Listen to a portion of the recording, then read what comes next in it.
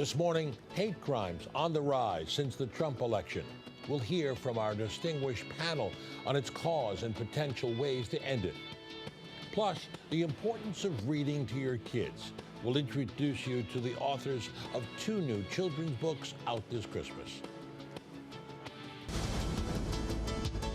This is the Emmy Award-winning 11 News Close-Up with your host, Marvin Scott.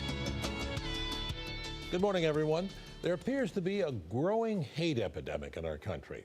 Hate mongers have been out there for years, but they have been on the rise recently, particularly since the election of Donald Trump. Here in New York alone, police report a 115% increase in hate crimes just in the past 5 weeks. Of 43 cases, 24 have been targeted against Jews and 4 against Muslims. Here to discuss the alarming phenomenon, I'm pleased to welcome Imam Shamsi Ali. He is the director of the Jamaica Muslim Center in Queens, and Rabbi Joseph Potasnik, the only child of 2 Holocaust survivors who is the executive vice president of the New York Board of Rabbis. Pleased to have you join us. Thank you for coming in. Before we begin our discussion, my colleague Anthony DiLorenzo provides evidence how hate has impacted 2 New York women just in the past couple of weeks. Stairs are a challenge for Soha Salama after she was pushed down a flight near the 7 line in Grand Central for simply being Muslim. I am afraid for my life. Yeah, I ran for my life. I was around while my knee and my ankle ring, but I ran like I'm running from a dog that's gonna bite me. The 45-year-old MTA worker had been followed, taunted, and called a terrorist on the 7 train on her way to work. I was so scared that he's gonna do something to me. That's why I moved from his car to a different car. But the man followed her off the train and continued his verbal tirade, which turned physical. At that moment, a good Samaritan came to her rescue. He stopped. He said, "Stop! Don't follow her. Okay, I'm here to protect her." Then the man saw the huge man around me. Then he stopped. He ran away like a scary cat. She's now out of work, feeling sore and scared to leave the house. Soha says she's been living here in Queens for over 2 decades, taking the train to work, and has never faced any bias or discrimination because of her religion until after the election.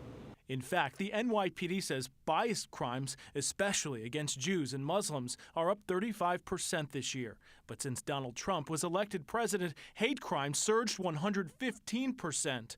A Muslim off-duty NYPD officer faced similar verbal threats last week at her home. Soha hopes the president-elect will come out and condemn these crimes. He needs to stop it. He needs to stop what he began already. He needs to stop that. Because this is gonna, make all of people suffer.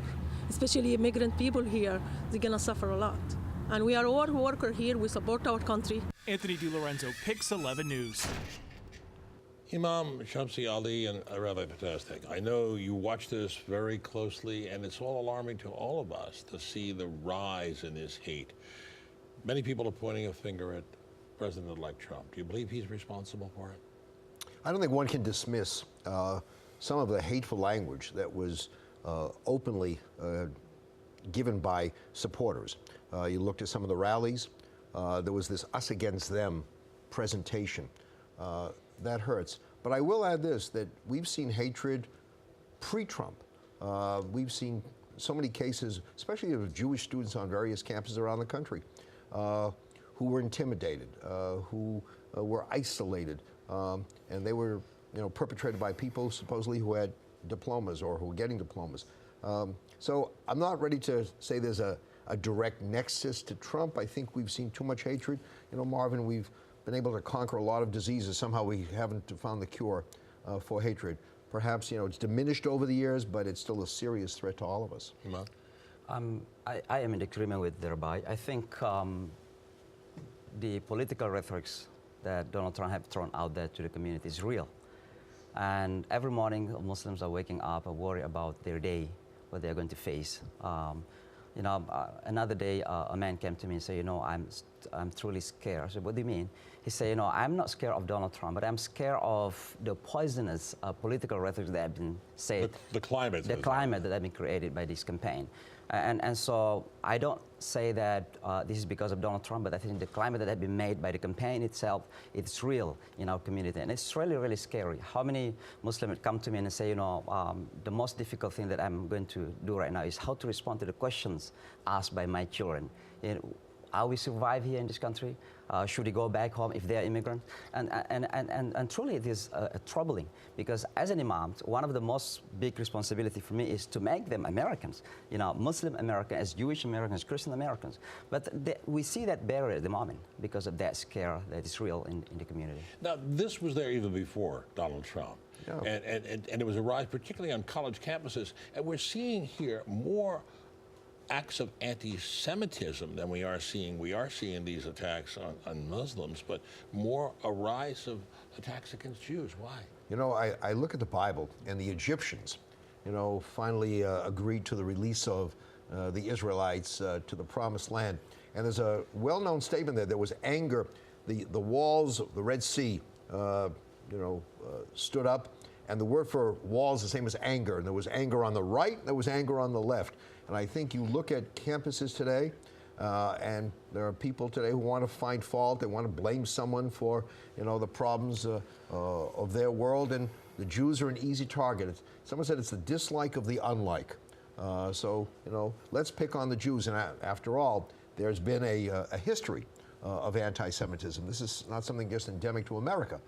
So for so long, we've seen this on campuses. And I think the problem also is, Marvin, a lot of college administrators have not said much, done much to contain it, to stop it.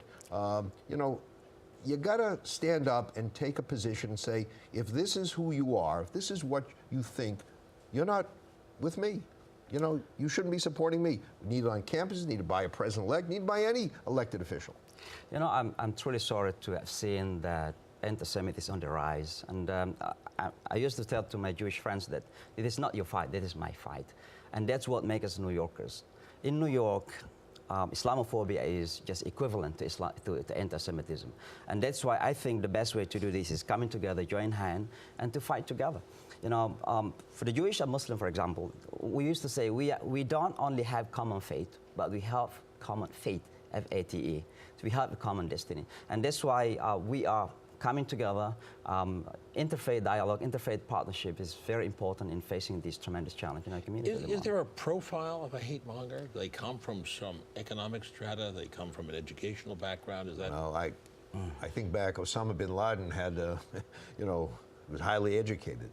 There are people out there who have diplomas. Look at Germany, you know, in that pre-Hitler period and during Hitler period. Cultured society, and yet hate mongers galore. So it defies that usual stereotype that someone who's hateful is ignorant. We've seen it on both sides, and so I don't think we can just generalize. But the Imam and I have been together a number of times. When a synagogue is desecrated, Imam is there. Mosque is desecrated, I'm there with him. It's our responsibility, moral responsibility. It said those who close their eyes never see tears. That's why I'm glad we're talking about it, because too many people have not talked about it for too long. And, you know, it's still there, and we can't just dismiss it and say, oh, no, it's minuscule. Yeah, I do agree that ignorance is our shared and common enemy. I think many people out there don't know who Muslims are. They've never been encountered with any Muslim, but yet they came to the conclusion that Muslims are dangerous people. So I think we need to reach out, love your neighbors as yourselves. I think the best way to do that is by knowing your neighbors. And the biggest problem and the challenge for you is getting that message to the people who don't come to your temples or your mosque. Hold that thought for a minute. We'll take a break. We'll pick up on that when Pix 11 News Close-Up continues. Stay with us. Back with Imam Shamsi Ali and Rabbi Joseph Potasnik, and the subject we're talking about is the rise in hate crimes. We know that the crimes are there, and we have somewhat of an idea why. But how do we stop it? Now, the two of you face challenges because the people who are causing this hate aren't the ones who come into your temples or your mosques. You know, in the midst of this challenge, I feel that I'm so lucky because I have a lot of friends around me who is coming to stand with me. And I think that's what America that I know that people are coming together, standing together in the moment of nice and the moment of not nice, really, and in the moment of difficulties, in the moment of challenge. And so I think one of the most tragic things that happened to our Jewish friends in the past is that people are silent. So it's a time right now to voice out our resistance to those evil vices in our community against Islamophobia, against anti-Semitism, and come together. I think I used to say, instead of building walls, we must build bridges. That's what we need. I remember post 9/11, we were very concerned that there'd be a rise in hate of the other. And we came together, not just at Yankee Stadium, but there were ongoing dialogues, trialogues. People saw that we could talk to one another, we could cooperate with one another. You know, you teach love by being loving, you teach respect by being respectful. You know, you can read it in the Bible, that's very nice, but the movie has to resemble the book. So I think people have to see those exchanges. We have a responsibility. President-elect, of course, has to do that, but all of us in our own areas of life have to demonstrate that we can communicate, cooperate with each other. We may be different, but we are the same. But you have to get out of the community. They're not coming to you. I hope not. No, I mean, yeah. these people who are in the forefront of the demonstrations, they're not the ones who are coming to services at your temples or your mosques. I mean, the perpetrators, right? I mean, the people who are doing this. Yeah, unfortunately, they're not there. Maybe if they were there, we wouldn't have this So discussion. it's difficult getting the message out to them. Yeah, so we have to, right. But we have to go beyond our walls, so to speak. We have to go out there, as we do. We have to be seen in schools, heard in schools, various campuses. There has to be this kind of vocal, visible demonstration. This is wrong, and on the contrary, being together is how we can improve life. Another element you want to Yes, say? I just wanted to say that beside our grassroots effort, I think we need systemic effort. And what I mean here that the elected presidents have, in some ways, have contributed into this kind of climate that we have at the moment. I think it's very important for him to talk as the president for all Americans, as a president for the Jews, Christians, Muslims, Hindus, and everybody else. And I think that's what he said in his winning speech. But he should come out and strongly denounce what's going on right now. Strongly separate himself from that. Say to these people, if this is what you believe, don't stand with me. I'm not your guy. That has to be very clear. And I think people need to hear that so they don't feel they're getting some kind of tacit or, you know, some minimal support from an elected official. There's been so much of that rhetoric of hate throughout the campaign, and a lot of it promulgated by him, that he is the one who's got to out there and say, okay, stop it. Yeah, someone's got to say no. You know, the Ten Commandments have more no's than yeses. Someone's going to say, don't do it, in a strong way. I'm going to bring up something else. There's another part of this whole phenomenon. It's social media has contributed a lot to this, has it not? There's no penalty for being a hate monger on the internet. You can say, we call it fake news. You can create any story you want. And the sad part of it is not only can you do it, people believe it. So you can blame the Jews, you know, the international conspiracy, put it out there. They're taking our jobs. The Muslims are committing the crimes. They're the terrorists. Put it out there, and there is a receptive audience. That's very sad. We got to counter that. How else do we counter it? What are the ways of resolving it and tempering this hatred that exists right now? In talking about internet, I think one of the things that we do in our community is what we call challenging Professor Google.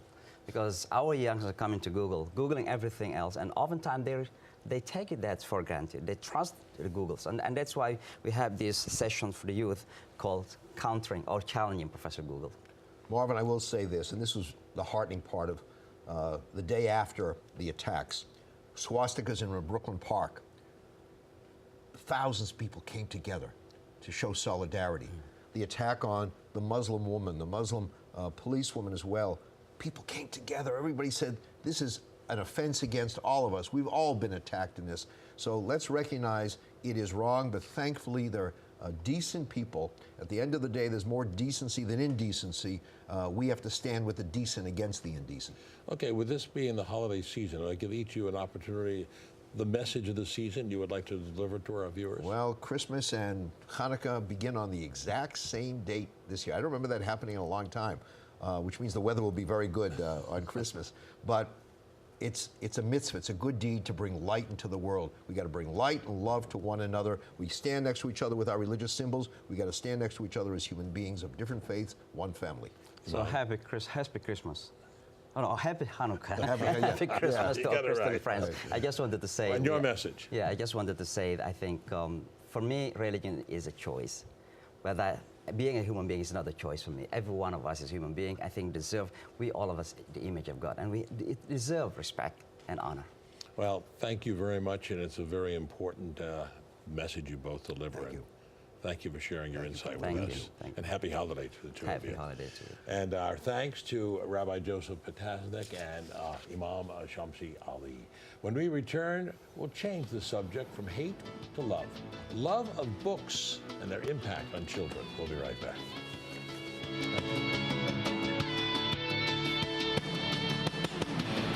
As the lyrics from the musical South Pacific proclaim, you've got to be taught to hate and fear.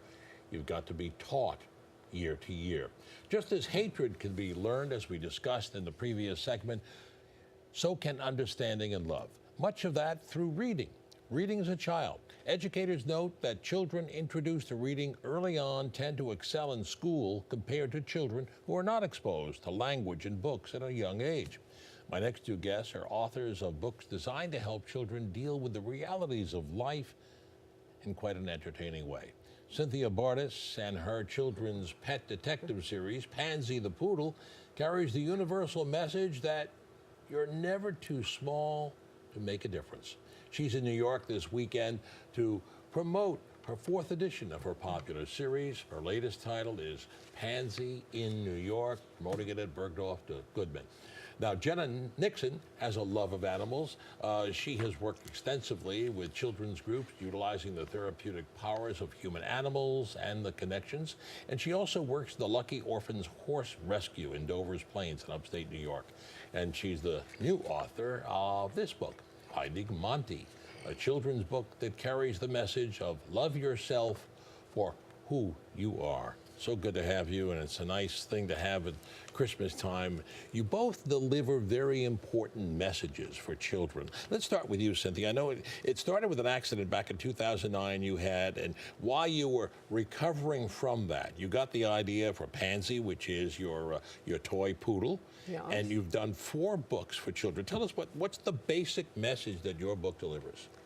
The basic message Pansy delivers is, as you mentioned, you're never too small to make a difference.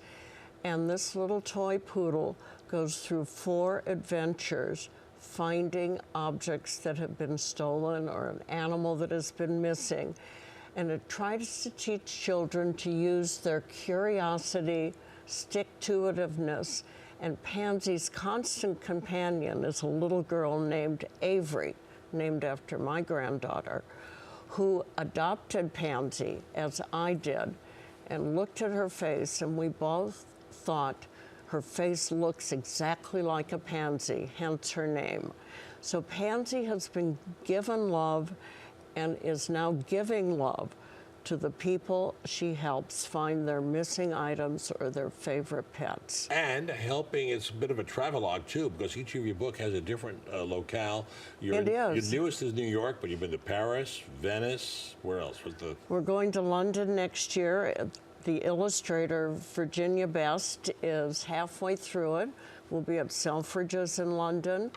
And the research is very important in these books. The landmarks in New York, including Bergdorf windows, the Statue of Liberty, Broadway, is all very true to life. So a child can look and recognize and perhaps take a trip. Paris and Venice are the same. All right.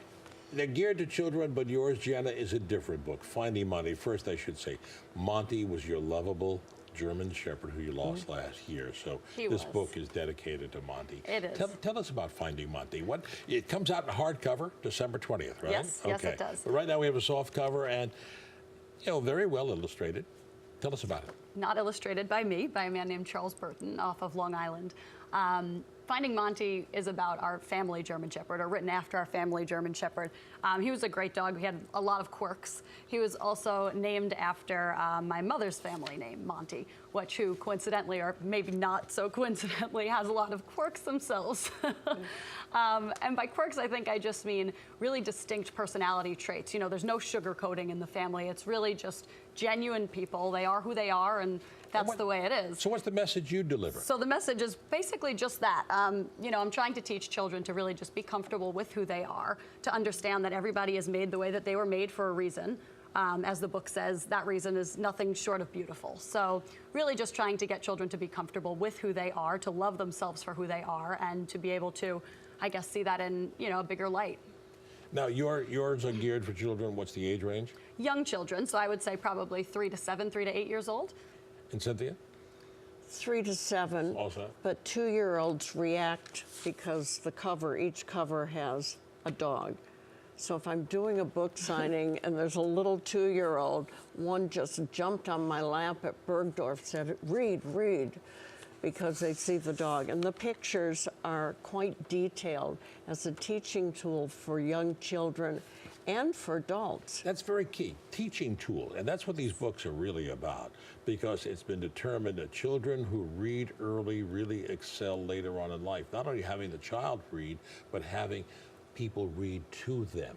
So the illustrations in your book, Jenna, they're very important because it helps a child develop those skills for language and understanding and just the brain function. Yeah, absolutely. I think, you know, the book itself is very simple. It definitely can be used as a teaching tool to teach children how to read.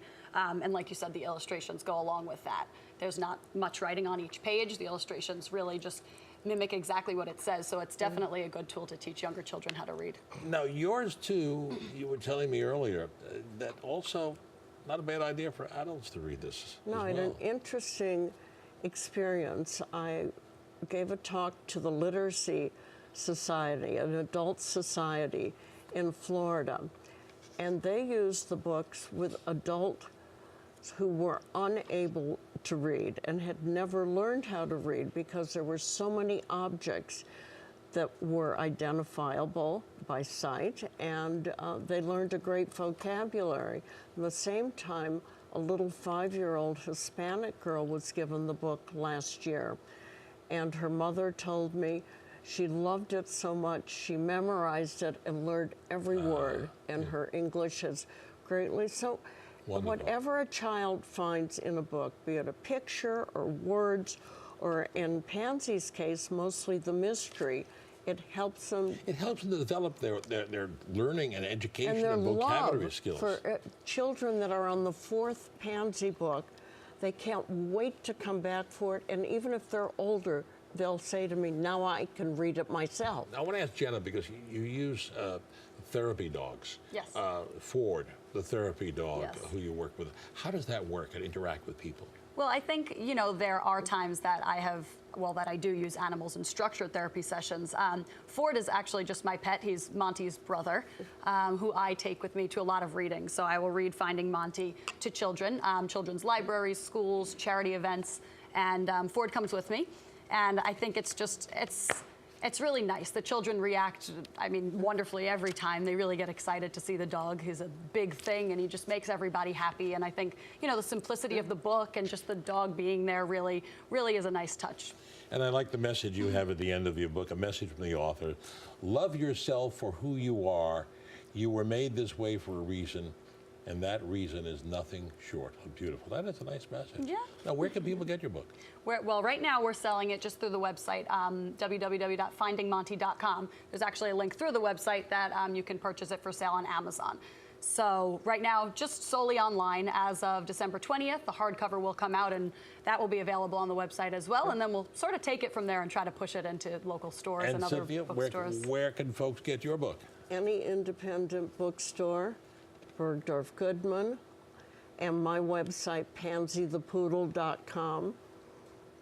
And at the end of the show, Morris said, Pansy, you are the smartest and best dog in the world. Can we be the best friends forever? Stay tuned. Okay.